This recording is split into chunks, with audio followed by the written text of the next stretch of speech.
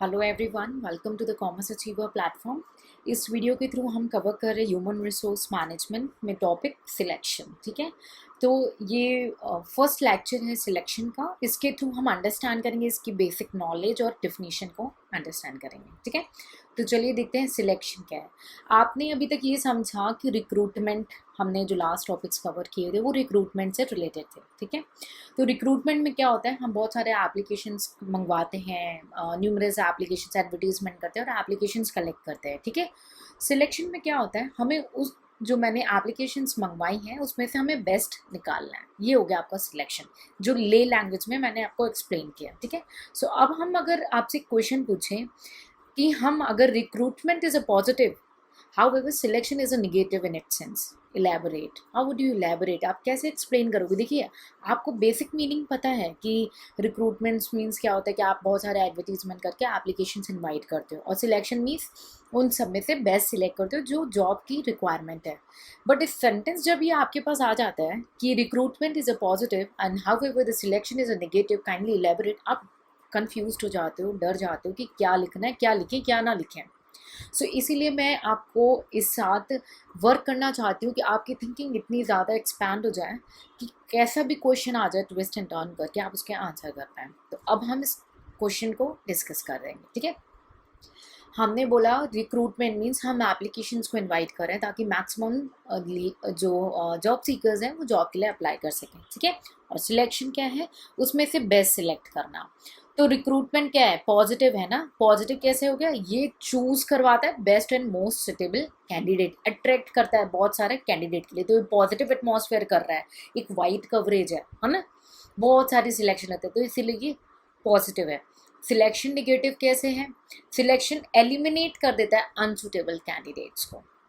ठीक है, ये एक निगेटिव अप्रोच हो जाता है, ये एलिमिनेट करता है अनक्वालिफाइड एप्लीकेंट्स को जो जॉब की रिक्वायरमेंट को मीट नहीं कर रहे हैं, और राइट कैंडिडेट को ही केवल रखता है। तो क्या हुआ, सिलेक्शन क्या हुआ, एक निगेटिव हो गया, नैरो हो गया अपने में, है ना।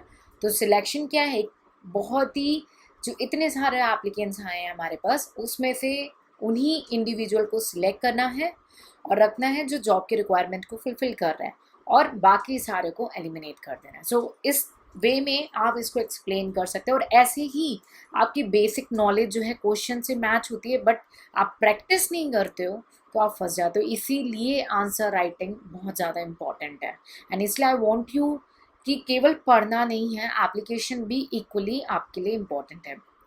तो आई होप आपको समझ में आ गया ये पॉजिटिव कैसे और निगेटिव कैसे है सिलेक्शन। और ऐसे ही एक और क्वेश्चन बन सकता है कि आप बोल सकते हो recruitment is a very wide term, is very wide in its scope, however selection is narrow, do you think it's really. तो आपको एक्सप्लेन करना होगा। They can be an number of question that can be framed.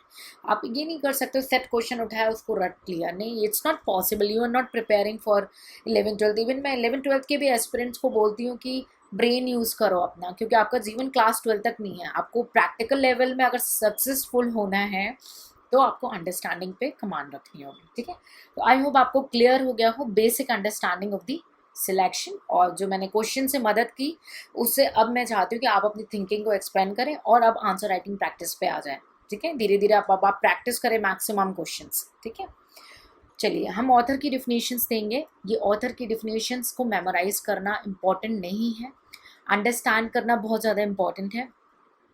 और memorise जो कर लेते हैं उनके लिए वैल्यू एडिशन है, नहीं करते हैं तो घबराने की कोई ज़रूरत नहीं, अंडरस्टैंडिंग बहुत ज़्यादा इंपॉर्टेंट रखती है। ठीक है, और समझने के बाद आप लेट टर्म्स में इसको लिख सकते हैं एग्जाम हॉल में। चलिए, स्टोन ने डिफिनीशन दी है, सॉरी,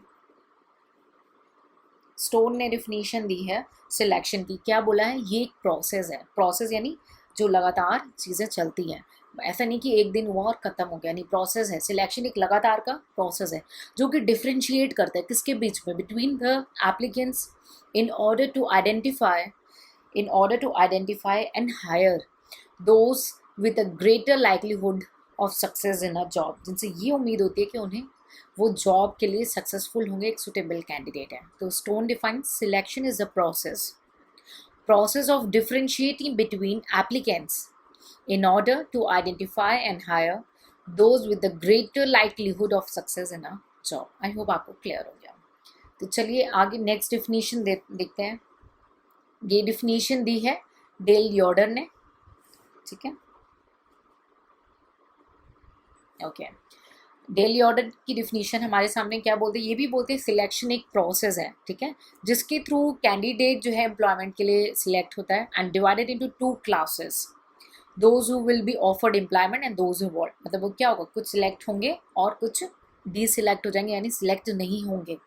तो डेली ऑर्डर क्या बोलते हैं, सिलेक्शन एक प्रोसेस है, ये भी लगातार होने वाली चीज़ है, by which process by which candidate for employment are divided into two classes, those who will be offered employment and those who will not।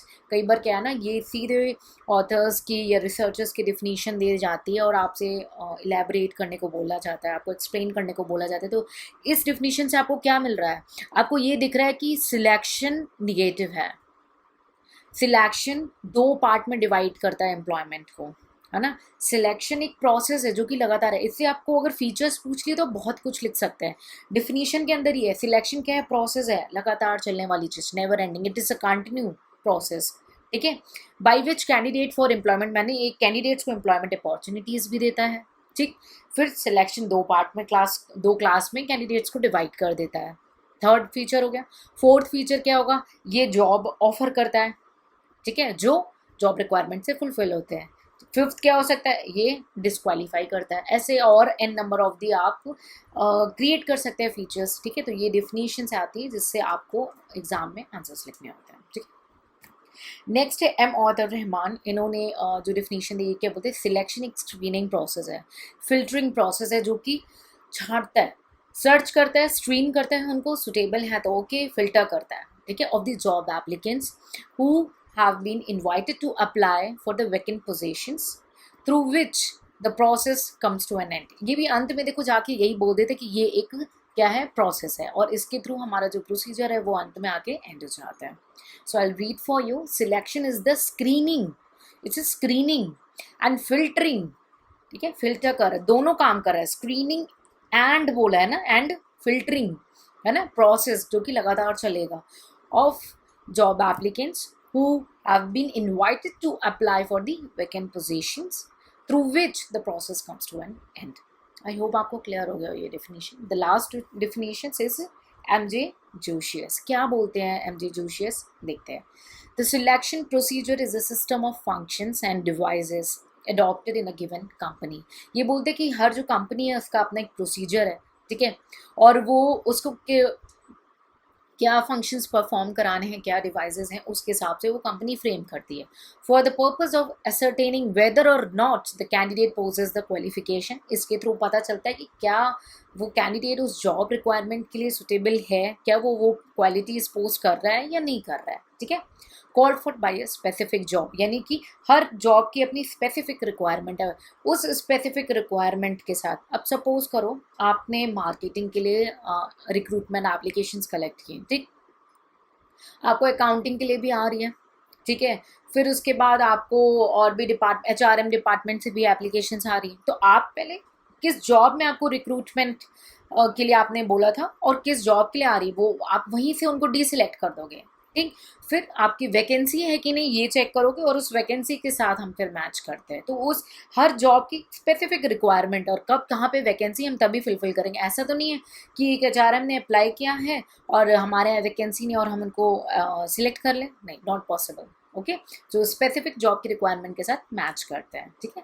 So MJ Josias has defined the selection procedure is the system of functions and devices adopted in a given company for the purpose of ascertaining whether or not candidate possesses the qualifications called for by a specific job, ठीक है। So I hope you are clear with the meaning and the definitions relevant with the selection, ठीक है। So in case of any doubt, feel free to ask in a comment section and please start working on answer writing simultaneously। जितना important understanding है उतना ही important है आपका memorization, and equally third important factor है आपका answer writing practice, ठीक है। सो ये तीनों कड़ी में कहीं पे भी आप कमज़ोर हैं तो उस पर अभी एग्ज़ाम से पहले इवन आपका जो भी एग्ज़ाम है, अगर आप किसी गवर्नमेंट एग्ज़ाम में बैठ रहे हैं तो आपका जो इनिशियल लेवल एग्ज़ाम है, प्रीलिम्स है या लेवल 1 है, उससे पहले ही आप उसको तैयार करेंगे, ठीक है, ताकि जब एग्ज़ाम होने के बाद जो नेक्स्ट स्टेज है तो उस बीच के गैप को आप प्रैक्टिस, थोड़ा सा और प्रैक्टिस गार्निश करेंगे और एक रिवीजन प्रोसीजर देंगे, ठीक है। क्योंकि आंसर राइटिंग प्रैक्टिस पहले होती है, बाद में आप अपनी गलतियों पे काम कर चुके होते हैं और बाद में क्या, वो समय बहुत कम होता है, प्रेशर बहुत ज़्यादा होता है, ठीक है। सो उस समय कम पे आपको सिर्फ और सिर्फ जो आपके वीक एरियाज है, जिस पे आपकी कमांड नहीं है, उस पर कमांड करना है, दैट्स इट। एंड आप तो जुड़े हुए हैं हमारे साथ, तो we will help you with all garnishing yourself, and you have to clear the exam you are going to appear. It's not only clearing the exam, it's I want you to have a quality knowledge, okay. So in case of any doubt, feel free to ask in a comment section. Take care, see you in the next lecture.